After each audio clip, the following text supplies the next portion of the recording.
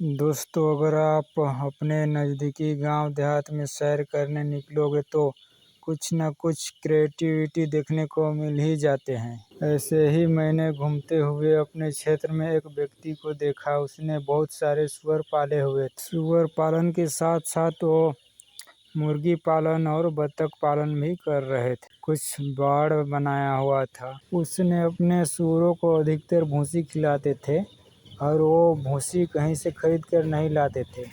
चावल का भूसा होता है जो राइस मिल में कुटाई करने के बाद निकलता है, वही भूसा, उसी को अधिकतर वो सूअर को खिलाते हैं। उसके पास एक मिनी राइस मिल मशीन है। उसी से वो सारे भूसी इकट्ठा करते हैं। यानी उसका जो राइस मिल मशीन है उसमें कुटाई यानी धान कुटाई करने के लिए उसके आसपास के लोग आते हैं। यानी कहो कि पूरे गांव के ही लोग आते हैं उसके मिल के यहाँ धान कुटवाने।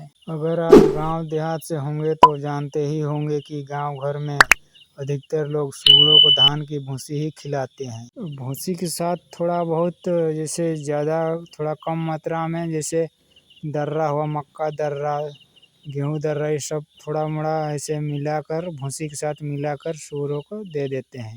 गांव देहात का अधिकतर लोग मंझला लेवल का सूअर पालन करते हैं, जो हाइब्रिड और देहाती नस्ल का मिक्सचर होता है। उसके पास छोटा वाला राइस मिल मशीन है, जो 6N40 मॉडल का राइस मिल मशीन है। गांव के लोग धान लेकर आते हैं उसके यहाँ और धान कुटाई करने के बाद चावल को ले जाते हैं और भूसी को छोड़ देते हैं उसी के यहाँ। गांव के बहुत से लोग तो राइस मिल मशीन को खुद ही चलाते हैं। यानी कुछ लोग धान लेकर आते हैं और धान खुद ही कुटाई करते हैं और चावल को ले जाते हैं और भूसी को ऐसे छोड़ देते हैं। इसमें उस व्यक्ति को ज़्यादातर कुछ करना ही नहीं होता है, बस दरवाज़ा ओपन कर दो, ऐसे ही आते हैं लोग और धान कुटाई करके चला जाते हैं। उस व्यक्ति के पास इसी तरह धान का जो भूसा होता है इसी तरह ही इकट्ठा होता है। इसी तरह वो बहुत सारे इकट्ठा हो जाते हैं, इसी को खिलाने के लिए बहुत हो जाता है।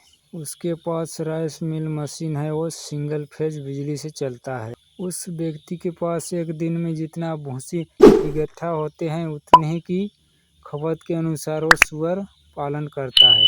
यानी एक दिन में एक सूअर 2 किलो भूसी खाएंगे तो एक दिन में उसके पास लगभग 70-80 केजी भूसी इकट्ठा हो जाते हैं।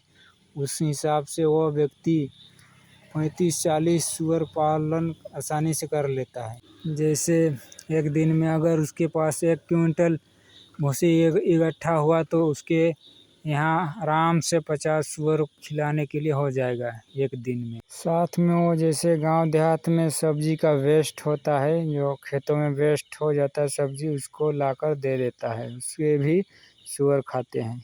बाई चांस कभी भूसी घट जाते तब वो अपने आसपास लोगों से धान खरीद कर धान कुटाई करने के बाद चावल को बेच देते हैं और भूसी तो वैसे ही उसका हो ही जाता है, फिर वही भूसी को खिलाने लगता है। बाई चांस कभी घट जाता है तब ऐसा करता है।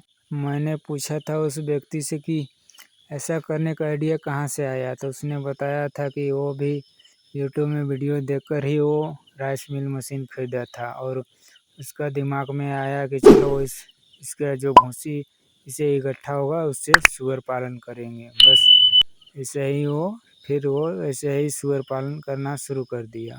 उसके पास जो मशीन है, जो मिनी राइस मिल मशीन है, वो 20-25 हज़ार रुपये का है।